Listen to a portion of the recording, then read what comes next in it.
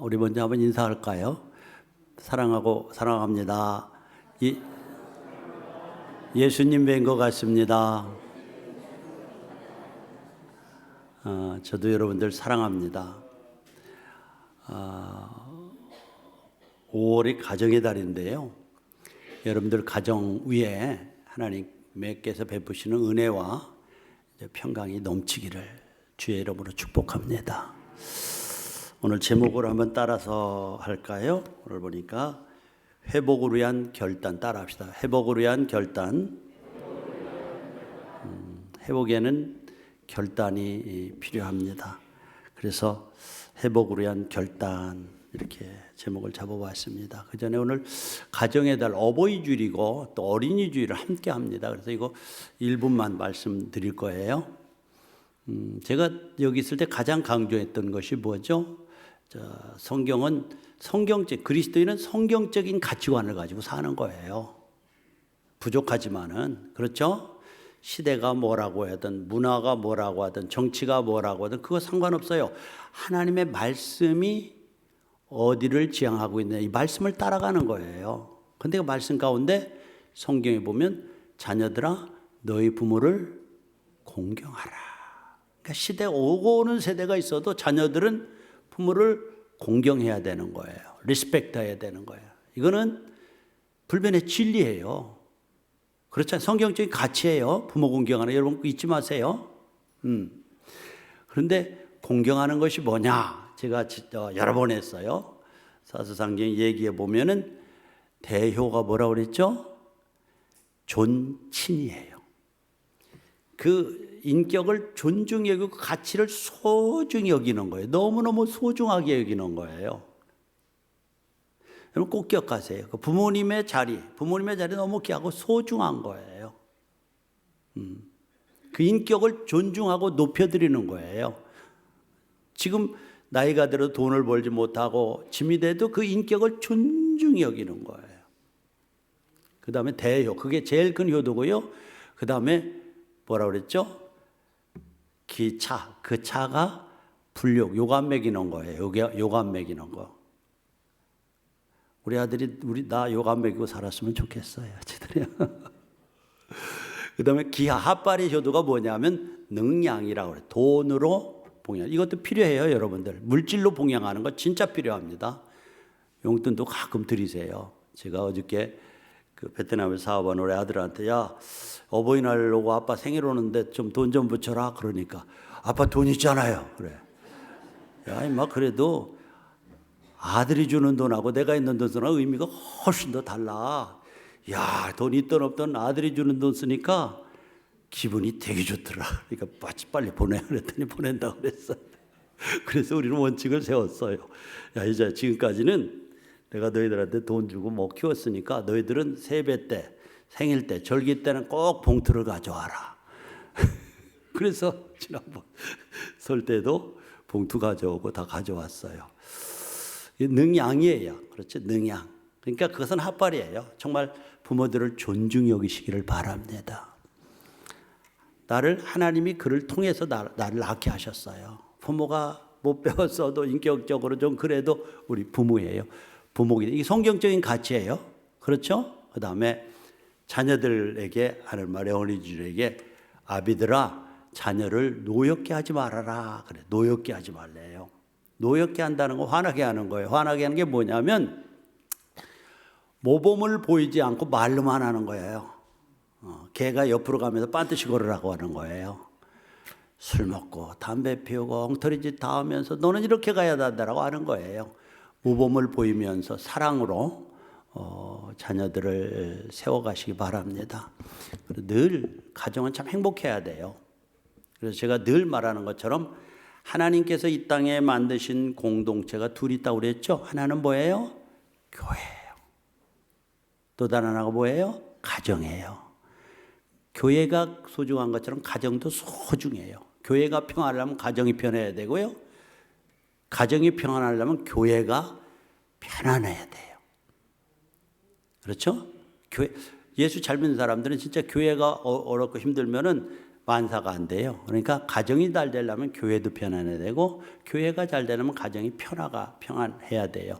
정말 가정을 견고하게 세워가는 일에 힘쓰시기를 바랍니다. 자, 오늘 제목을 보니까 회복을 위한 결단. 회복. 그래서 저는 이 주제가 뭘까? 제가 나이 들면서 이제 은퇴하고 보면서 삶이 흐트러지려고 그러잖아요. 근데 어떤 원칙을 가지고 살아야 되겠다. 그래서 지난번에 말씀 다시 한번 강조할 거예요. 내가 기도하면서 깨달은 거라 했죠. 야, 이 루틴, 이 주제는 놓지 말고 조금 흔들려도 요거 붙잡고 가자라고 하면서 성경적으로 깨달은 게 있다고. 하나는 뭐라고 그랬죠? 로드십이라고 했어요. 내 주인이 누구냐? 여러분 어디서 왔습니까? 하나님께서 보내셨어요. 그럼 하나님 부르시면 가는 거예요. 그분이 내 인생의 주인이에요. 그래서 우리는 기도할 때마다 주여 하고 부르는 것이 주씨를 가진 주씨를 부르는 것이 아니라 예수님이 나의 주인이라는 고백이에요. 예수님이 여러분들의 주인이십니까? 분명한 고백하세요. 분명하게. 두 번째로, 그렇다면 그분이 내 주인이라고 하면 어떻게 살아가야 할까 되는 것을 생각했어요. 그것은 뭐라고 그랬죠? 예배예요. 우리 존재의 목적이 뭐라고 그랬죠? 하나님을 영화롭게 하고 그분을 영원토록 즐거워하는 거라고 그랬죠? 즐거워하는 것이 뭐예요? 예배예요. worship. 가장 가치 있는 것을 드리는 거예요. 예배. 이 백성은 내가 나를 위하여 지었나니 나의 찬송을 부르게 하려 함이라. 하나님을 예배하기 위한 존재로 여러분들을 부르셨습니다.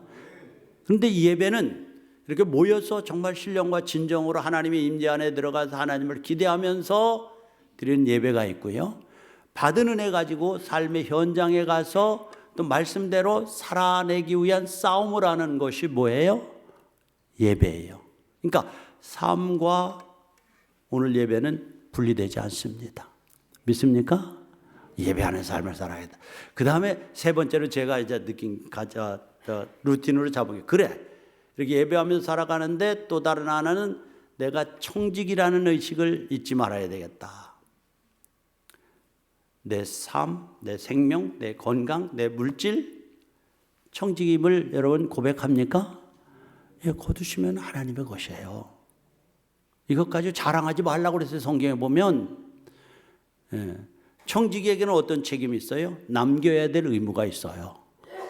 와서 결산할 거예요. 청직의식을 갖는다고 하는 것은 결산의식을 가지고 살아간다는 거예요. 우리의 생각말, 우리의 돈 씀씀이 하는 모든 일들을 하나님이 결산하겠다는 거예요. 하나님 앞에서는 결산할 거예요. 2달란트, 1달란트, 5달란트 받은 사람처럼 결산할 거예요. 그러니까 청지기의식을 가지고 사는 사람은 결산의식을 가지고 살아가는 거예요. 그래서 그 결산받을 날을 준비하면서 살아가는 삶이 오늘 우리의 삶이에요. 믿습니까? 저는 그런 루틴, 크지 않지만은 로드십이 누구냐? 어떻게 예배의 삶을 살아가야 된다. 삶과 뭐죠? 예배하는 예배. 그 다음에 청지기의식을 가지고 살아가야 된다. 청지기의식을 갖는다는 결산의식을 가지고 살아가는 거다. 하나님 결산받을 인생. 얼마나 살지 모르겠네요. 우리 아버지가 86세 돌아가셨으니까 한 10년? 모르겠어요. 10년.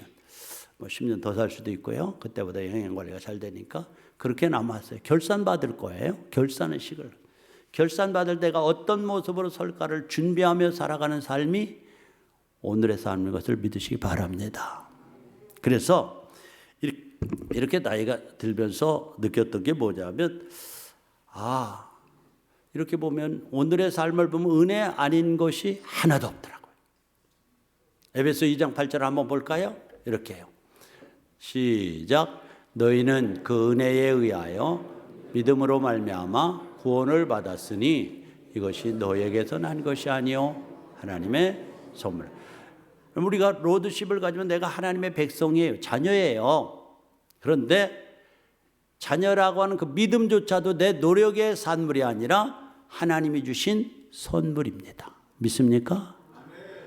그리고 은혜에 의하여 구원을 얻은 것도 하나님의 선물입니다. 자랑할 것이 하나도 없어요. 빈손으로 왔기 때문에 자랑할 것이 없어요. 선물이다. 선물은 뭐, 은혜가 뭐죠? 값없이 주는 선물이에요. 구원이 값없이 주는 선물이라고 하는 것이죠. 그래서 이런 것들을 놓고 볼 때에 때로는 나 자신을 잃어버리는 데가 참 많더라고요. 제가 뭐 이만갑도 보고 탈북자들에 대한 것들을 자주 봅니다. 그들이 하는 얘기가 그래요. 처음에 목숨을 걸고 한국에 왔을 때 너무너무 좋았다는 거예요. 15평짜리가 6평집에 들어가도 그렇게 깨끗한 아파트, 물이 콜콜 나오고 가스레인지 들면은 뭐하고 온돌 스위치만 누르면 방이 따뜻해지고 뭐 이런 거는 천국이라는 거죠. 천국. 내가 이 한국 땅에서 벽돌 한 장 놓지 않고 살았는데 어떻게 이렇게 잘 살 수 있단 말인가. 너무너무너무 감동해서 그냥 감사한 것밖에 없었다는 거예요. 그런데 여기 살아가면서 열심히 일하면서 살다 보니까 상대적인 박탈감도 느끼고 상대적인 빈곤감도 느껴서 어느 때부턴가 불평 불만이 그렇게 많이 늘었다는 거예요. 그래서 때로는 앉아서 야 초심을 잃지 말자 초심을 잃지 말자 하면서 다잡으면서 그때로 돌아간다고 그러더라고요. 여러분들 믿음의 초심으로 돌아가시기 바랍니다. 믿음의 초심으로 한번 점검해 보세요. 여러분 가슴에 구원의 감격이 넘치고 있습니까? 형제의 아픔을 채율하고 있습니까? 채율? 같이 느끼는 거예요. 나이 드니까 조금씩 느끼겠더라고요. 그래서 남을 정죄할 수가 없어요. 나는 정말 내가 그 사람이기 때문에. 나이 들으니까 체율이 되어져요. 제가 지난번에도 얘기했어요. 아버지 모시고 내가 좀 등 좀 닦아드려요. 자주 그랬어요. 그래서 여기 온세 사우나에 자주 갔어요. 등도 밀어드리고 같이 목욕도 하고 얘기도 했어요. 그게 효도라고 생각했어요. 효도죠. 저는 사우나를 참 좋아합니다. 지금까지도. 그래서 사우나에 들어가면은 땀이 쭉쭉 나오죠. 좋아요. 가볍고. 아버지 들어오세요. 들어오세요. 여기 너무 좋아요. 아이고 힘들어서 못 들어간다고 그냥 앉아 계세요. 아 힘들다니 여기 들어오면 가만히 앉는데 뭐가 힘들어요. 야 근데 지금 내가 들어가면은 그 아버지 말이 그냥 생각나요. 오래 있을 수가 없어요. 힘이 들어요. 이게 뭐죠? 같이 느끼는 거예요. 여러분들 체휼하시기 바랍니다. 누가 누구에게 돌을 던질 수가 없어요. 저는 내가 그 사람이니까. 우리는 체휼함이 없이 살아가는 때가 참 많아요. 가슴이 식어 있는데 식은 줄도 모르고 살아요. 여러분 기도의 호흡은 자연스럽게 이어지고 있습니까? 봉사와 봉사의 기쁨을 누리고 있습니까? 구원받은 자의 감격을 가지고 살아가십니까? 식었는데도 그냥 살아가는 거예요. 그냥 불이 헤드라이트가 꺼졌는데도 남의 불빛에 의해서 그냥 가는 거예요. 그러나 불빛이 없을 때 가니까 헤드라이트가 꺼진 거예요. 오늘 본문의 탕자의 모습에서 우리의 모습을 한번 발견해 봅시다. 아마 탕자예요. 탕자. 저와 여러분들이 탕자의 모습으로. 자, 오늘 성경에 보면은 11절에 보니까 어떤 사람의 두 아들이 있었대요. 그런데 12절에 보니까 둘째가 아버지에게 다가가서 아버지 내게 줄 재산이 있잖아요. 그것 미리 좀 주시면 안 돼요? 아버지가 말렸어요. 얘야 조금 더 배우고 잘하면 달라고 하지 않아도 줄 거야. 아니 줘요. 나는 자신 있어요. 아버지에게 윽박질르고 땡깡 놓고 해서 받았어요. 그랬더니 그가 어떻게 했어요? 13절에 보니까 그 후 며칠이 안 돼요. 뭐 금방 그거 받자마자 하죠. 둘째 아들은 재물을 다 모아가지고 먼 나라에 갔어요. 왜 먼 나라로 갔죠? 아버지의 간섭이 싫은 거예요. 아버지 간섭 없이 살고 싶은 거예요. 자, 그 다음에 그리고 거기 가서 14절에 보니까 허랑방탕하여 뭐 하러 갔죠? 먹고 마시고 즐기고 뭐 가러 갔어요. 왜 그래요? 허랑방탕한 삶이 그거거든요. 그렇죠? 허랑방탕한 삶이 그거예요. 그러니까 아버지의 간섭이 싫은 거예요. 너 그러면 안 돼. 너 그러면 안 돼. 이게 싫은 거예요. 허랑방탕하여 가서 재물을 다 탕진했대. 아무리 많아도요. 허랑방탕한 삶을 살면 오래 못 가더라고요. 연예인들 돈 벌 때 한번 뭐 긁어 모았다고도 하고요. 뭐 그런 얘기들을 자주 하더라고요. 그런데 허랑방탕하며 살니까 금방 없어졌어요. 그래서 그 신세가 어떻게 됩니까? 흉년까지 들었어요. 15절에 보니까 그 나라의 한 사람에게 찾아가 나를 일꾼을 쏘달라고 합니다. 씁니다. 그런데 그 주인이 너는 집에 있지 말고 저 들판에 가 돼지 낳쳐라 하면서 내보냈어요. 돼지 치는데 먹을 것이 없어서 콩나물 대가리를 건져 먹으려고 해도 그것이 없었다는 거예요. 너무 비창한 인생의 나락 막장까지 간 거예요. 자, 그런데 자기를 돌아보기 시작합니다. 16절에 돼지 먹는 쥐업 열매를 채우고자 하되 없었다. 17절 봅시다. 이에 스스로 돌이켜 이르되 내 아버지에게는 양식이 풍족한 품꾼이 얼마나 많은가 나는 여기서 주려는 그때 나락에 있을 때에 내가 왜 이런가? 내 아버지 집에는 먹을 것이 참 많은데 왜 이렇게 굶어 죽지? 자기를 돌아보기 시작하는 거죠. 그리고 일어납니다. 자, 18절에 보면 내가 일어나 아버지께 가서 이르기를 아버지 내가 하늘과 아버지께 죄를 지었사오니 나를 품꾼의 하나로 받아주세요 하고 돌아갔다는 거예요. 그랬더니 성경에 보니까 20절에 보니까 이에 일어나 아버지께로 돌아가니 아직도 거리가 먼데 아른아른하는데 동고 밖에서 한 거지가 들어오는 것이 보여요. 저게 누굴까? 혹시 우리 아들이 아닐까? 다 잃어버려도 사람만 돌아오면 좋겠다 하면서 기다리는데 점점 다가오는 아들 모양이에요. 달려가서 아버지가 껴안았다는 거예요.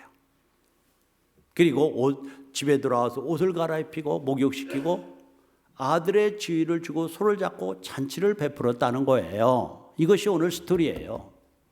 자, 그런데 여기서 중요한 메시지는 뭐냐면 이 탕자가 아버지 곁을 떠났지만은 실패로 끝나는 것이 아니라 회복했다는 거예요. 돌아와서 그 자리를 회복했다는 거예요. 이 회복의 역사가 오늘 여러분에게 있기를 축원합니다. 회복의 절차가 뭡니까? 첫째로 보면은 이 탕자는 그 비참한 나락에 떨어져서 정말 막장, 보통 사람 같으면 인생 포기하자 할 막장에서도 결코 포기하지 않았다는 거예요. 이거 꼭 기억하세요. 마귀는 언제나 우리에게 정죄감을 줘서 너는 안 돼, 너는 이런 죄가 있어, 너는 못된 놈이야, 돌아와도 안 받아줄 거야. 언제나 마귀는 우리에게 정죄하고 좌절시키고 실망시키는 것이 마귀가 가장 잘 쓰는 무기인 것을 기억하세요. 그러나 예수 믿는 사람은 어떤 환경에 있다고 할지라도 사망의 음침한 골짜기로 다닐지라도 좌절하지 않아요. 해받음을 두려워하지 않을 것은 주께서 나와 함께 하심을 믿는 줄 믿습니다. 엄침한 골짜기 사람들 같으면 당신 벌써 죽었을 텐데 아니요. 주께서 나와 함께 하심을 믿습니다. 내게 아버지가 있음을 믿습니다. 좌절 않고 포기하지 않은 거예요. 두 번째 그가 회복의 자리로 올 수 있었던 것은 17절에 보니까 자기를 돌아본 거예요. 이에 스스로 돌이켰다. 정신 빼고 살았어요. 정신이 딴 데 나가 있었어요. 술집에 가 있었고 예쁜 아가씨 집에 가 있었고 저기 빠찡코 집에 가 있었고 정신이 빠져서 정신이 돌아다녔어요. 그런데 돌이켰다고 하는 말을 제가 잘 인용하죠. 영어로 보면 He came back to himself. 그가 그 자신에게로 돌아왔다. 정신 빼놓고 정신을 엉뚱한 데 다 놓고 살았는데 정신이 돌아왔다는 거예요. 이게 영어 원문에 의하면 정신이 돌아와서 보니까 자기를 보게 되는 거예요. 비참하다. 돼지 치는데 콩나물 대가리가 없어서 내가 뭐 여기서 죽다니. 그러면서 포기한 것이 아니라 내 아버지 집에는 얼마나 먹을 것이 많은데 아버지가 가지 말라고 할 때 난 안 갔으면 훨씬 더 좋았는데 안 떠나왔으면 내 잘못했다.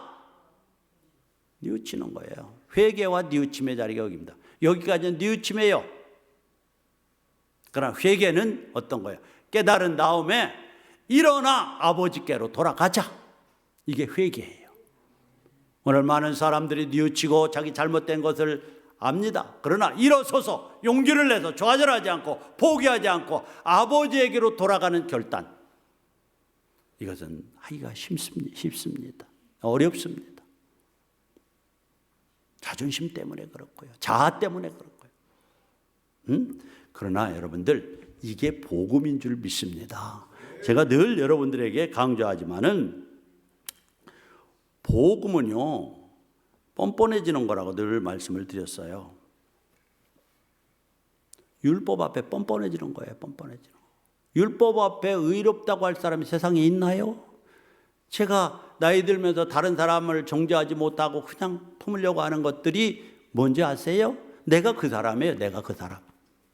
그렇기 때문에 함부로 못해요. 함부로 못해. 하나님 앞에 세우는 일만 하면 되는 거예요. 그래서 율법 앞에서 뻔뻔해지는 거예요. 율법은 떳떳해지려고 하는 거예요. 여러분들 떳떳한 사람의 대표적인 예를 한번 볼까요? 누가복음 18장 11절 한번 봅시다. 시작. 바리새인은 서서 따로 기도하여 그러되 하나님이여, 나는 다른 사람들 곧 토색, 불의, 간음하는 자들과 같지 아니하고 이 세리와도 같지 아니함을 감사하나이다. 율법적이에요. 교양 있는 사람이에요. 도덕적인 사람이에요. 흠잡을 데가 없어요. 그래 앞에 가서 손 들고 기도합니다. 하나님, 저 뒤에서 머리 숙여 기도하는 저 세리, 토색하는 거, 저거 남의 세금 받아 먹고 사는 거, 저 사람과 같지 아니함을 감사합니다. 그렇게 얼마나 율법적인 거예요. 얼마나 위선 있는 거예요. 그런데 복음은 자신의 찢기고 일그러진 모습을 보고 좌절하고 실망하지만 그래도 주님의 십자가의 보혈을 믿고 뻔뻔하게 보좌 앞으로 나가는 것, 이게 복음인 줄로 믿습니다. 나는 율법적인 사람이 되지 않고 여러분들이 복음적인 사람이 되기를 축원합니다. 자, 그런데 13절에 보니까 이 복음적인 뻔뻔한 세리 모습 좀 보세요. 시작. 세리는 멀리 서서 감히 눈을 들어 하늘을 우러러보지도 못하고 다만 가슴을 치며 가로되 하나님이여 불쌍히 여기옵소서, 나는 죄인으로소이다. 와, 이게 뭐예요? 탕자고요. 이게 뭐예요? 복음적인 사람의 태도입니다. 나는 죄인으로소이다. 그래요, 나는 이런 토색도 하고요, 별일 다 했어요. 그런데 그래서 내 모습을 보면 너무 실망되고 좌절돼서 어찌할 바가 없어서 손들고 주님 앞에 그냥 나옵니다. 주님이 그래서 나를 위해 십자가에 못 박혀 죽으셨고요, 십자가의 보혈만이 나를 용서하고 나를 자유케 할 수 있습니다 하고 나오는 거, 복음인 줄로 믿습니다. 그런데 성경에 보면 하나님께서 누구의 기도를 들었다고 그랬어요?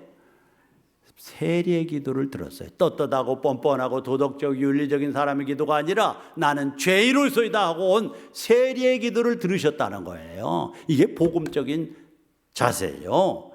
하나님께서 시편 51편 17절 한번 읽어볼까요? 있어요?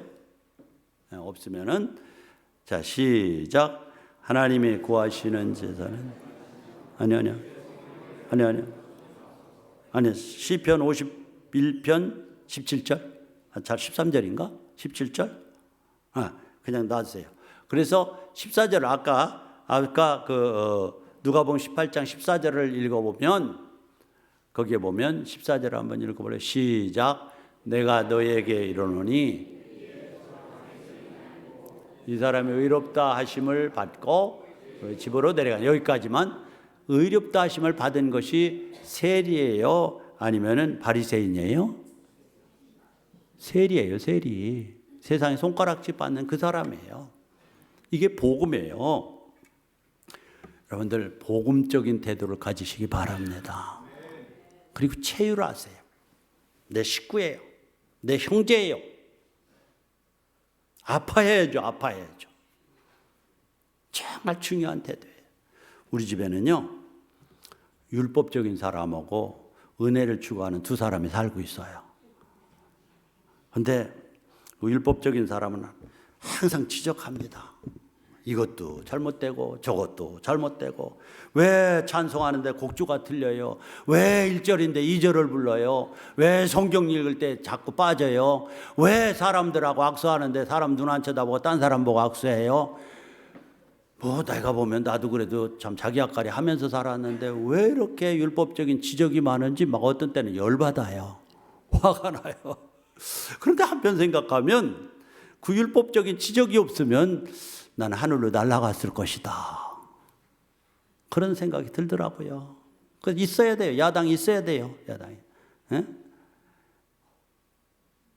그러나 여러분들, 지적하는 것보다도 우리 저 아내 되신 분들은 칭찬을 좀 많이 하시기 바랍니다.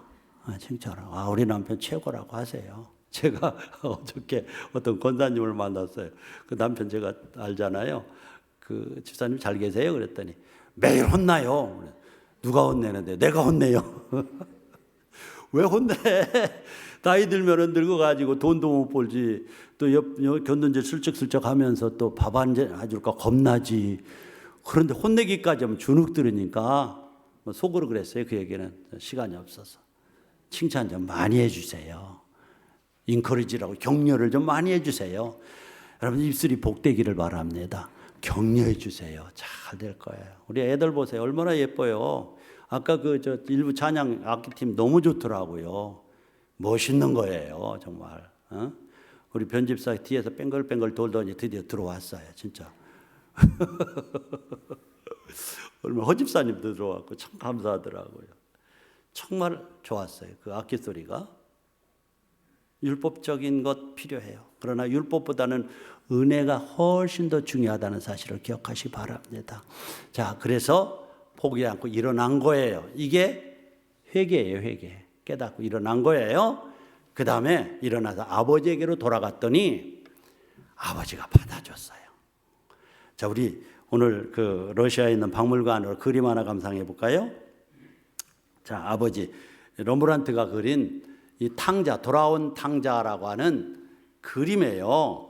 그러지 그 아버지의 모습에서 드러나는 그 하나님의 성품, 가장 인자한 하나님의 성품을 그린 것이 럼브란트가, 그리고 자기 신앙 고백이래요. 말년에 내가 탕자다라고 하면서 그린 유작이라고 그러더라고요.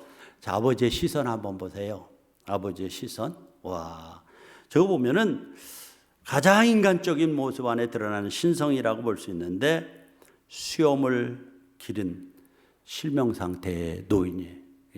어떤 사람을 많이 보고 싶고 기다리면은 눈이 이렇게 안 보인대요. 진물이 난대요. 그래서 럼브란트가 그렇게 그린 거예요. 아들을 기다리는 아버지가 얼마나 간절해서 날마다 동고 밖에서 아들을 기다렸으면 눈이 저렇게 됐을까.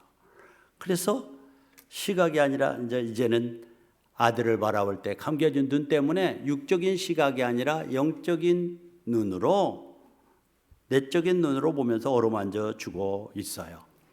자, 그 다음에 아버지의 손을 한번 보여주세요. 자, 손입니다. 탕자를 덮고 있는 손이에요. 모든 빛이 이제 손에 모여져 있어가지고 그때 빛을 중요시하는 풍이 있을 시대인데 거기에 모아졌어요. 이것은 여기를 강조한다는 얘기예요. 자, 여기를 강조하면은 이 손에는 화해와 용서, 치유가 함께 담겨져 있는데, 이 만남을 통해, 화해의 만남을 통해서 흐느끼는 아들을 부드럽게 감싸다듬고 축복해주는 아버지의 모습 보게 됩니다.